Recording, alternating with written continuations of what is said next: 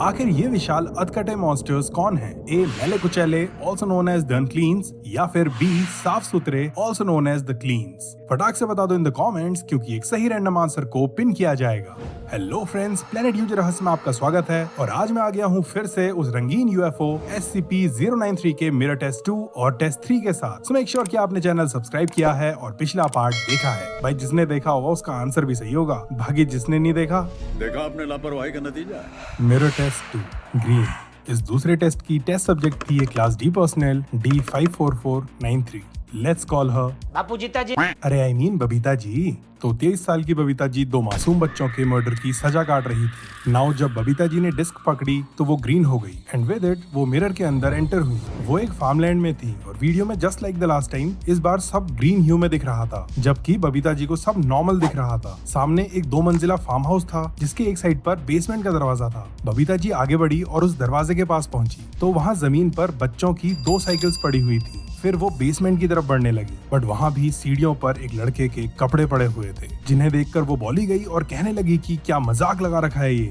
आइंदा मेरे साथ ऐसा मजाक किया ना तो मुंह तोड़ दूंगी तुम्हारा। जिस पर कंट्रोल रूम वालों ने कहा, अरे हम खुद कंफ्यूज्ड हैं, हम क्या मजाक करेंगे। अब शायद इस SCP ऑब्जेक्ट में कुछ ऐसे फीचर्स हैं कि ये सब्जेक्ट के पास्ट के हिसाब से उसे डिफरेंट लैंडस्केप्स और सिचुएशन में भेजता है। ओके, देन बबीता जी शांत हुई और उस बेसमेंट में नीचे उतर गई। सब कुछ टूटा फूटा था, चारों तरफ गंदी बदबू फैली हुई थी। वो बेसमेंट एक खंडर से कम नहीं था। देन पास ही में एक हैच थी जिसमें से वो नीचे उतर गई। अब वो एक छोटे बंकर में थी जहाँ 2 कंकाल बिस्तर पर और एक जमीन पर पड़ा हुआ था और वहीं जस्ट उसके बगल में पड़ी हुई थी एक बंदूक। इसके अलावा उस बंकर में खाने के सामान के डब्बे, बुक्स, कपड़े, खिलौने और न्यूज़पेपर्स पड़े थे। वहाँ कुछ कागज के टुकड़े और नोट्स भी थे जिनके सैंपल्स बबीता जी ने अपनी फील्ड किट में रख लिए। Now after this Babita ji उस बंकर से बाहर आने लगी, बट जैसे ही वो सीढ़ियों के पास पहुंची, कैमरा में सीढ़ी से ऊपर एक ह्यूमनॉइड फिगर दिखने लगा, बट बबीता जी को वहाँ कोई नहीं दिख रहा था। अरे अंधी है क्या? अरे नहीं, ये शायद उन्हीं ह्यूमनॉइड फिगर्स में से एक था जो पिछले वाले एक्सपेरिमेंट में कैमरा फीड में तो दिख रहे थे, बट उन सब्जेक्ट्स को अपनी आंखों से नहीं दिख रहे थे। Okay, after this Babita ji ऊपर पहुंची और उन्हें एक आवाज सुनाई दी जो कंट्रोल रूम वालों को नहीं आई।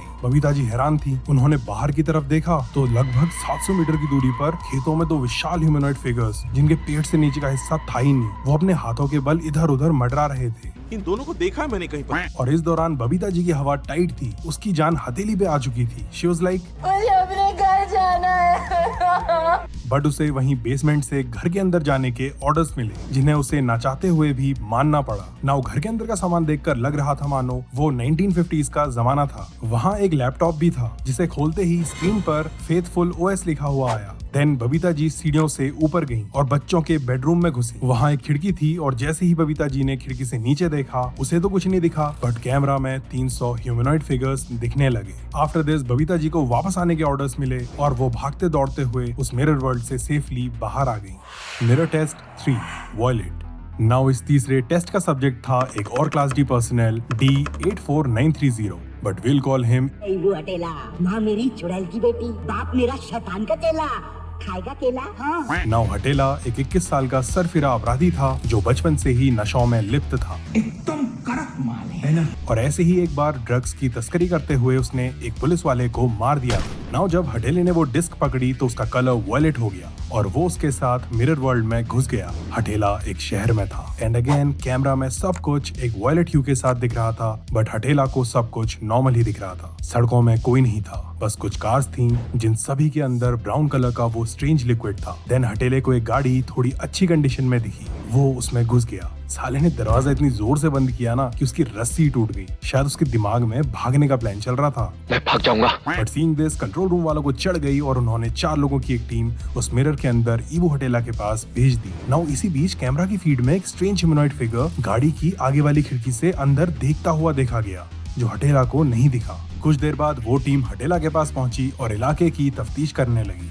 देन वो सब एक बिल्डिंग में एंटर करते हैं जिस पर XEA रिसर्च पार्टनर्स इनकॉर्पोरेशन लिखा हुआ था। अंदर रिसेप्शन था जहाँ पर एक कंप्यूटर था जो टर्न ऑन करने पर खुल गया और बूट हुआ फेथफुल OS नाम का एक ऑपरेटिंग सिस्टम जो पूछने लगा बोल पासवर्ड क्या है? तो एक बंदे ने ऐसे ही अंट-शंट पासवर्ड डाल दिया। एज एक्सपेक्टेड एरर आया बट देन पीसी बंद हो गया। आफ्टर दिस वो टीम वहीं पीछे मौजूद एक लिफ्ट में घुस गई। बट अजीब बात तो ये थी कि उस लिफ्ट में 13th और 113th फ्लोर का बटन था ही नहीं। Now as per the instructions वो लोग टॉप फ्लोर विच वाज 114 की ओर बढ़ने लगे। 114वां फ्लोर बड़ा हॉल जैसा कमरा था जिसकी विंडो से पूरा शहर दिख रहा था, लेकिन शहर में एक परिंदा तक नहीं था और लगभग सारी बिल्डिंग्स उसी ब्राउन सब्सटेंस से कवर्ड थी। देन कुछ देर बाद सामने हाईवे पर वही बिना पैर वाला एक विशाल जीव मंडराता हुआ दिखाई दिया एंड एवरीवन वाज लाइक अब ये कौन है बे?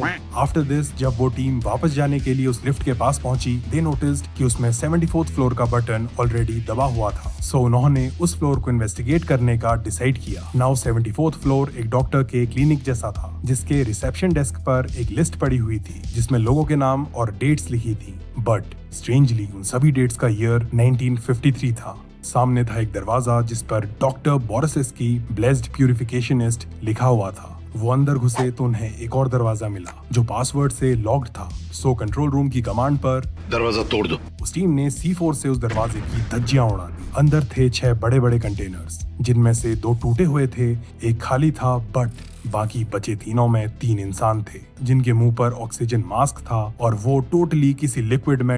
तो गाइस बात कुछ ऐसी है कि दिवाली खत्म होने के बाद मैं देख रहा था कि यार मेरे पास कितने सारे गिफ्ट्स आए हुए हैं। तो एक गिफ्ट का कार्टन बहुत ही बड़ा था, डूबे हुए थे। उन सब के आगे अलग अलग डिस्प्ले थी जिनमें vital signs like heart beat, pulse rate etcetera दिख रहे थे और इनमें से ही एक में लिखा हुआ था सिटीजन जेनिफर मैग्जिरका के दिल का टेस्ट बदला और पति के घर से बाहर जाते ही उसने अपने पड़ोसी के साथ 2 बार अपना मुंह काला कर लिया। बट लेटर खुद को पवित्र करने के लिए उसने स्वयं को ईश्वर के आगे समर्पित कर लिया। हाई फादर वेलकिन ने उसकी ये प्रार्थना सुनी और उसे 3 दिनों के लिए ईश्वर के आंसुओं में डुबाए जाने के आदेश दिए। दूसरे में लिखा था सिटीजन एल्बेरियस फेराफान हाई फादर के संबोधन के दौरान ईश्वर को गलियाने लगा, दावा करने लगा कि ईश्वर के आंसुओं ने उसकी बेटी की मत मार दी है और उसे चरित्रहीन बना दिया है। लेकिन इन दावों के कोई सबूत न होने की वजह से एल्बेरियस को 1 हफ्ते के लिए ईश्वर के आंसुओं में डुबाने के आदेश दिए जाते हैं ताकि उसका शरीर और उसका मन दोनों तृप्त हो जाएं। इसी बीच अचानक इबो हटेला की सेट की और वो बोली गया,